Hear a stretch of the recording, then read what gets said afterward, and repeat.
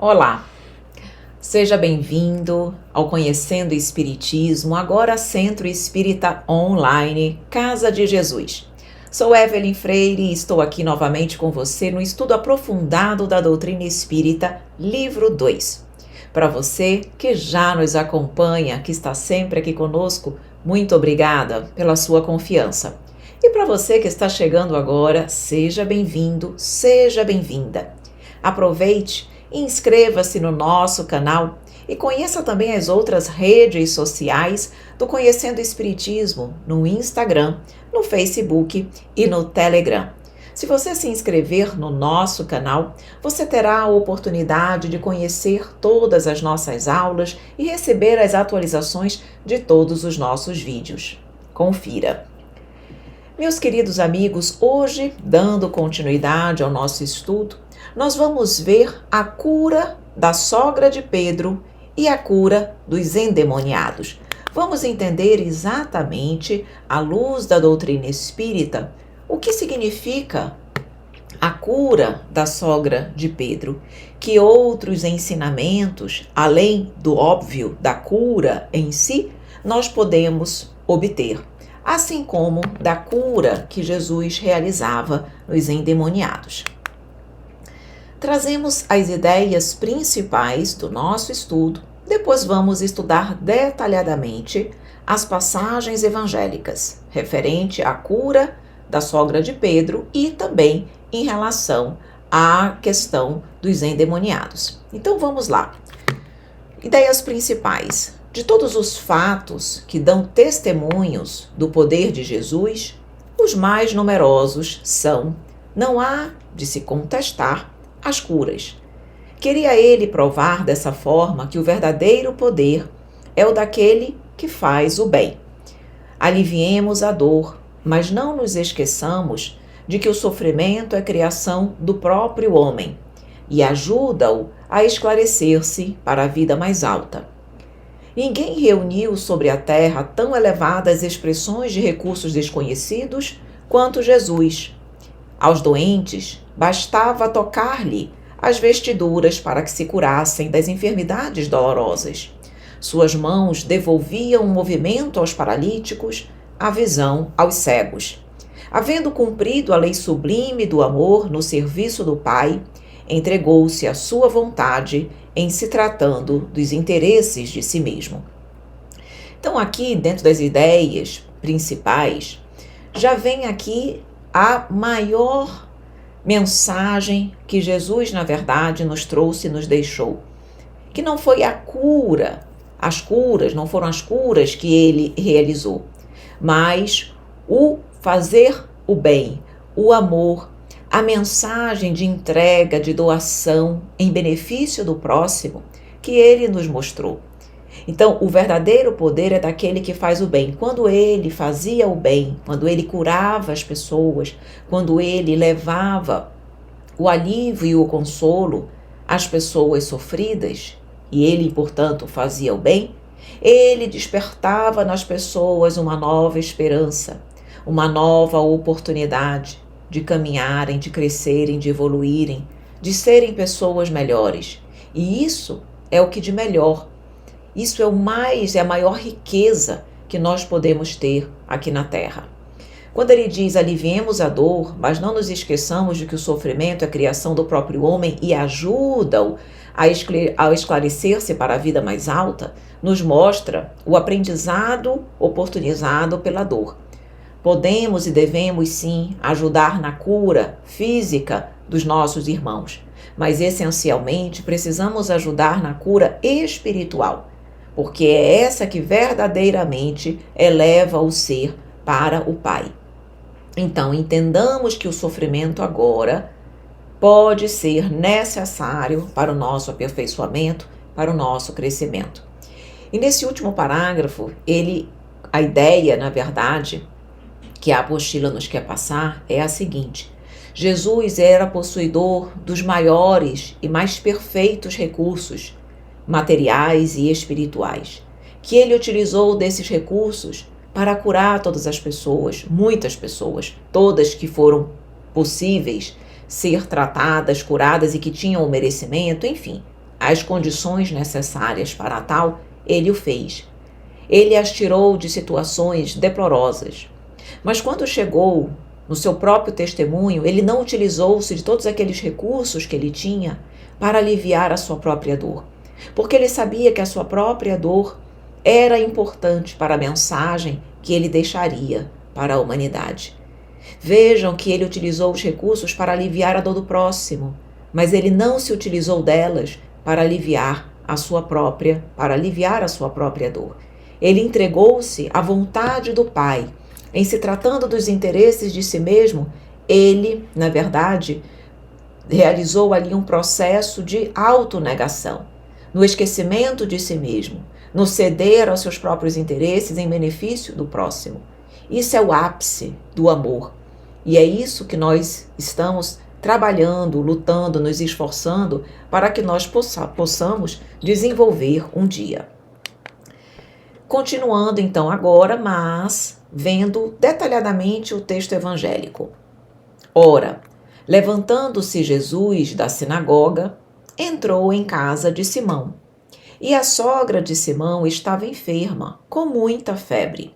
E rogaram-lhe por ela. E inclinando-se para ela, repreendeu a febre, e esta a deixou. E ela, levantando-se logo, servia-os. Esta passagem está no Evangelho de Lucas, capítulo 4, versículos 38 e 39. E a segunda passagem, que diz respeito aos endemoniados, está no Evangelho de Mateus, capítulo 8, versículo 16, que nos diz: E chegada a tarde, trouxeram-lhe muitos endemoniados, e ele, com a sua palavra, expulsou deles os espíritos e curou todos os que estavam enfermos. Então vamos começar a interpretação das duas passagens. A primeira, que fala então da cura da sogra de Simão. Então, estuda a experiência e guarda a lição. Então vamos estudar essa experiência e procurarmos realmente tirar dela as maiores lições para a nossa vida. A carne enfermiça é remédio salvador para o espírito envenenado. Sem o bendito aguilhão da enfermidade corporal, é quase impossível tanger o rebanho humano do lodaçal da terra para as culminâncias do paraíso. O permanente amparo de Jesus não nos libera do trabalho de melhoria espiritual que nos é próprio. A cura completa depende do próprio paciente, do seu progresso moral e espiritual. O ato de levantar-se reflete uma disposição íntima para o trabalho de quem está disposto a servir. Então, vem aqui nesse primeiro parágrafo nos mostrar que a doença física é muitas das vezes benéfica para que haja o despertar espiritual. Sem o aguilhão da enfermidade corporal, sem o aguilhão da dor, muitas vezes nós não iríamos sair do lodaçal, das sombras que nós nos encontramos e não chegaríamos à luz, às culminâncias do paraíso. Que isso significa o quê? A mudança íntima, a renovação interior. É através das dificuldades que nós despertamos para aquilo que nós necessitamos mudar dentro de nós. Porque sempre dizemos isso. A luta nunca é contra o outro. A luta é sempre contra nós mesmos. E quando ele diz aqui que Jesus levantou-se da sinagoga e entrou na casa de Simão Pedro, esse ato de levantar-se, como diz, reflete uma disposição íntima para o trabalho de quem está disposto a servir. Nós estamos nos colocando na condição de servos do Senhor? Se nós assim o fazemos, precisamos nos levantar para trabalhar, para nos esforçarmos, para lutarmos ainda contra as nossas imperfeições, contra a nossa vaidade, contra o nosso orgulho, contra o nosso egoísmo, que são enormes, gigantescos ainda. Quando nós nos defrontamos contra a vontade do Cristo e contra a minha própria vontade, o que nós vamos deixar prevalecer? Quando eu tenho que decidir entre a vontade do Pai ou a minha vontade, será que nós conseguimos ceder, Renunciar como Jesus fez aos seus próprios interesses pelo próximo? Ou quando nós estamos nessa condição, nós muitas das vezes optamos pelos nos próprios interesses e esquecemos de Jesus. Então, quando estamos, como eu disse, contra as disposições do Mestre ou contra os nossos interesses, como nós iremos agir? A favor de um e contra o outro? Quem vai vencer nessa disputa? Nós ou Cristo? Sabemos muito bem qual foi a escolha de Jesus. Resta saber qual está sendo a minha escolha no hoje. A sinagoga, de onde Jesus levantou-se, simboliza também o centro de cogitações espirituais. Todo trabalho de auxílio para ser bem-sucedido deve ter como referência padrões espirituais elevados. Certamente, todo aquele que deseja servir no bem precisa estar elevado moralmente, psiquicamente, nas suas emoções, pensamentos, precisa estar em sintonia com o Pai, precisa estar em sintonia com a espiritualidade superior. Então, a sinagoga representa exatamente, ele diz aí, esse centro de cogitações espirituais, essa elevação de pensamento, de sintonia, essa conexão com o alto, com Deus, com o que é sublime e que nos secunda, que nos orienta, que nos direciona para aquilo que é o bem, para aquilo que é o correto. Entrou em casa de Simão. O que significa? Simboliza a casa mental do apóstolo, o campo das suas influências e vibrações espirituais. Ou seja, Jesus conseguiu adentrar na casa mental de Pedro para que pudesse realizar a cura, trazendo para a nossa realidade. Jesus precisa adentrar em nossa casa mental, para que, através dessa entrada, ele precisa encontrar as portas abertas, ele consiga nos curar. Nos curar dos males físicos? Não, nos curar dos males espirituais. Mas será que estamos deixando o Mestre adentrar em nossa casa íntima, em nosso coração? Ou será que as suas palavras estão apenas em nossa mente, mas não internalizadas dentro de nós mesmos? Rogaram-lhe por ela. Esse rogaram-lhe por ela simboliza pessoas vigilantes, mantidas em anonimato no texto, mas que souberam agir, rogando a intercessão do coração magnânimo de Jesus. Esta é a atitude dos amigos leais que, em nome do Senhor, estão sempre prestando serviço aos que sofrem. A palavra febre pode simbolicamente significar elevação das emoções, exacerbações de paixões ou de conflitos íntimos, provocadores de perturbações espirituais. Então, assim como rogaram por ela, muitas pessoas rogam a nós por aqueles que necessitam. São também pessoas que podem se encontrar no anonimato, para nós, para o mundo material, mas não para Deus. Ele vê a tudo. Então, quantas das vezes também não somos chamados para ajudar, não rogam até nós em benefício de outros. E como nós estamos agindo? Será que nós estamos também ajudando? Ou talvez sejamos nós que, em determinadas situações, possamos ir em rogativa de corações amigos e fraternos.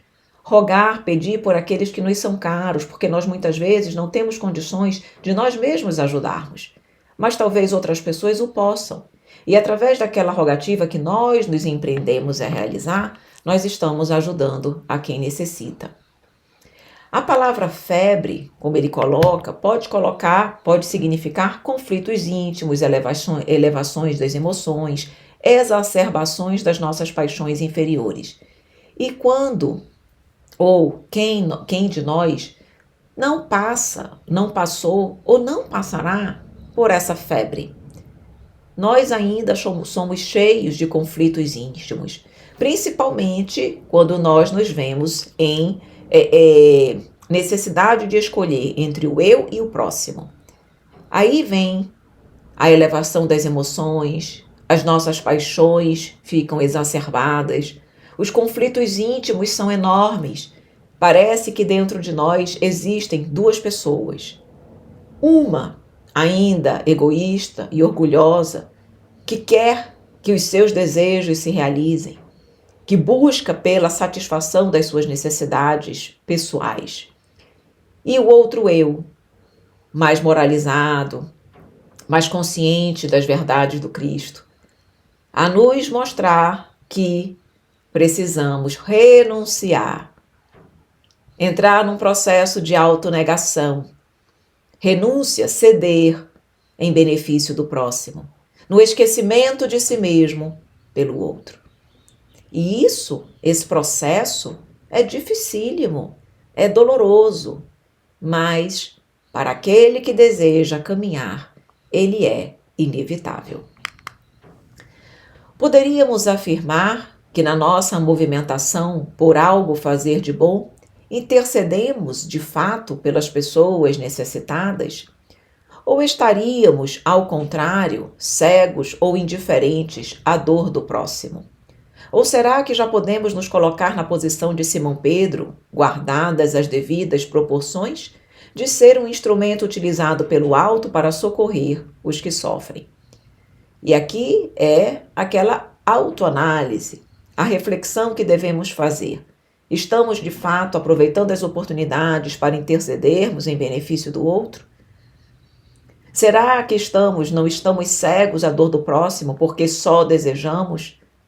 Ou só fazemos o bem quando aquilo vai ao encontro dos meus próprios interesses? Mas quando vai de encontro aos meus próprios interesses, eu não sou tão solícita assim. Então vamos nos analisar, porque oportunidades vêm todos os dias. Sempre vai acontecer em nossas vidas aquilo que nós necessitamos, esses momentos desafiadores, para que nós possamos provar o nosso aprendizado, para que nós possamos provar que somos de fato seguidores e discípulos do Cristo, ou se ainda o temos na mente, mas não no coração. E inclinando-se para ela, repreendeu a febre, e esta deixou. E ela, levantando-se logo, servia-os. E inclinando-se para ela é atitude cuidadosa, atenta, de quem sabe auxiliar. Desce até o nível das necessidades da enferma, identificando suas dificuldades sem se afastar do próprio plano de superioridade e autoridade espirituais. Socorre-o, mas não se deixa contaminar pela enfermidade do doente. Repreender a febre é a forma de dizer que o mestre direcionou os seus recursos para neutralizar a ação do bem, o agente da perturbação manifestado pela febre. Então, nós também precisamos agir com o mesmo cuidado, com a mesma atenção, realmente com aquela vontade de auxiliar e de ser útil.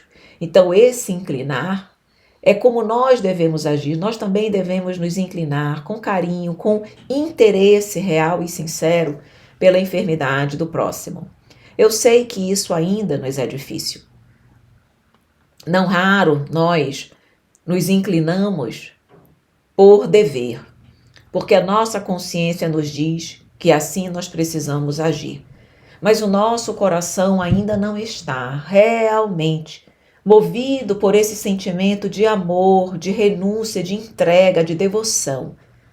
Eu sei, porque eu também sou humana, muito imperfeita, e me vejo nessa situação todos os dias.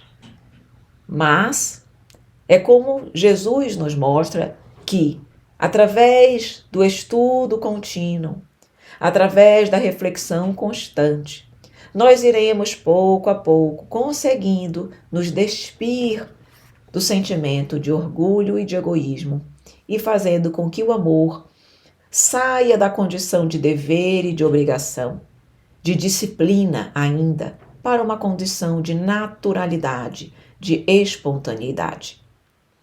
E repreender a febre, significa que Deus, através de seu Filho Jesus, nos dá os mecanismos para neutralizarmos a ação do mal.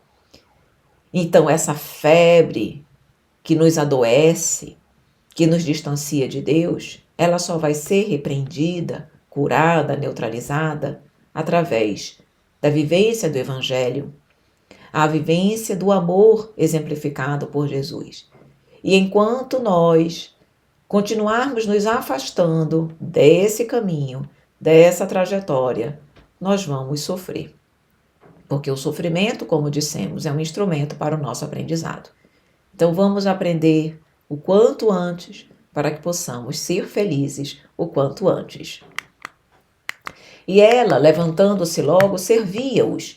Indica que o tratamento dos males físicos ou psíquicos é bem sucedido quando traz a moldura do amor. Ocorrendo a cura, o enfermo saiu do estado de perturbação ou de prostração, que se encontrava levantando-se para a vida e continua sua caminhada evolutiva, brevemente interrompida. Durante a recuperação de uma enfermidade, conseguimos levantar por conta própria? Ou foi preciso, ou precisamos, contar com algum apoio externo, vindo de uma alma generosa? O servia-os é a dinâmica sublimada de um coração que efetivamente foi curado. A pessoa está pronta para tocar a vida, trabalhando em benefício próprio e do próximo. Quando nós realmente estamos curados, e aqui falamos da cura espiritual e não da cura física, nós nos vemos na condição de servir. Nós ficamos tão felizes e gratos pela nossa cura que nós nos colocamos à disposição para servir aquele que nos curou, o Mestre Jesus, e servimos prontos para tocar a vida com alegria, com generosidade, com entrega, com satisfação. Então, esse levantar-se e seguir-se vamos caminhar, vamos levantar a cabeça, vamos realmente, ao agradecer, trabalhar em benefício de outras pessoas que também se encontram enfermas, assim como eu me encontrava. E da mesma forma que eu fui curada, outros também poderão sê-lo. Então, não é apenas receber as graças e benesses do Cristo e não retribuir. Do sol vem a nós, ao vosso reino, e nada de nós nos doarmos pelo próximo. E agora passando para a parte referente aos endemoniados. Então, trouxeram-lhe muitos endemoniados e ele com sua palavra expulsou deles os espíritos e curou todos os que estavam enfermos. Então, mais uma vez, a questão do trouxeram-lhe muitos endemoniados mostra aí outra alusão a benfeitores espirituais anônimos, os quais, num esforço de cooperação e de solidariedade, auxiliam os que se encontram sob o jugo de entidades perturbadoras e perturbadas, mostrando mais uma vez para nós que no processo de ajuda, até porque nós vivemos em sociedade, sempre vai haver a necessidade de interferências benéficas de uns pelos outros. Em algum momento, nós seremos aqueles que irão interceder em benefício de outros. Em outros momentos, seremos aqueles por quem outros intercedem. E podemos ainda ser aqueles chamados diretamente a ajudar, a operar, a auxiliar e a amparar. Então, muitas vezes virão junto a nós, intercederem junto a nós, para que possamos fazer o bem. Em qualquer condição que estejamos atentos, que ali há sempre uma oportunidade de servir ou de agradecer. As manifestações obsessivas têm uma razão de ser, não ocorrendo por acaso. É que pelo imã do pensamento doentio e descontrolado, o homem provoca sobre si a contaminação fluídica de entidades em desequilíbrio. Queria ele provar dessa forma que o verdadeiro poder é o daquele que faz o bem. Aliviando os sofrimentos, prendia a si as criaturas pelo coração e fazia prosélitos mais numerosos e sinceros do que se apenas os maravilhasse com espetáculos para os olhos. O Espiritismo, igualmente, pelo bem que faz, é que prova a sua missão providencial. Cura os males físicos, mas, sobretudo, as doenças morais. E são esses os maiores prodígios que lhe atestam a procedência. Então, aqui fala que a questão da obsessão decorre sempre de uma sintonia de pensamento doentio, descontrolado, que se estabelece com os obsessores. Para que haja um processo obsessivo, há sempre a necessidade de uma sintonia mental. E isso acontece em função ainda das nossas imperfeições morais. Mas nos mostra aqui que, quando Jesus curava, ele, como ele diz, prendia a si as criaturas pelo coração, porque ele ia no âmago dos problemas das pessoas. Ele fazia o bem, ajudando a cada um e consolando e dando esperança àqueles corações sofridos. E isso era muito mais poderoso, tinha uma forma de unir as pessoas até ele muito mais do que se ele tivesse maravilhando com espetáculos os olhos das pessoas. Que isso é algo que, no primeiro momento, é interessante, mas não é algo que prende as pessoas até ele. Mas o bem que ele fazia, o amparo que ele dava, isso sim era fundamental. E assim como ele, o Espiritismo vem hoje, mais do que curar os males físicos, vem curar as doenças da nossa alma. Ninguém reuniu sobre a terra tão elevadas expressões de recursos desconhecidos quanto Jesus. Aos doentes bastava tocar-lhe as vestimentas para que se curassem de enfermidades dolorosas. Suas mãos devolviam o movimento aos paralíticos, a visão aos cegos. Então, o poder, os recursos espirituais e magnéticos que Jesus tinha e tem, não se viu na Terra até hoje. Só ele era detentor de recursos tão perfeitos, tão purificados. Entretanto, no dia do Calvário, vemos o Mestre ferido e ultrajado, sem recorrer aos poderes que lhe constituíam apanágio divino, em benefício da própria situação. Havendo cumprido a lei sublime do amor no serviço do Pai, entregou-se à sua vontade em se tratando dos interesses de si mesmo. A lição do Senhor é bastante significativa. É compreensível que o discípulo estude e se enriqueça de energias espirituais, recordando-se, porém, de que antes do nosso permanece o bem dos outros e que esse bem, distribuído no caminho da vida, é voz que falará por nós a Deus e aos homens, hoje e amanhã.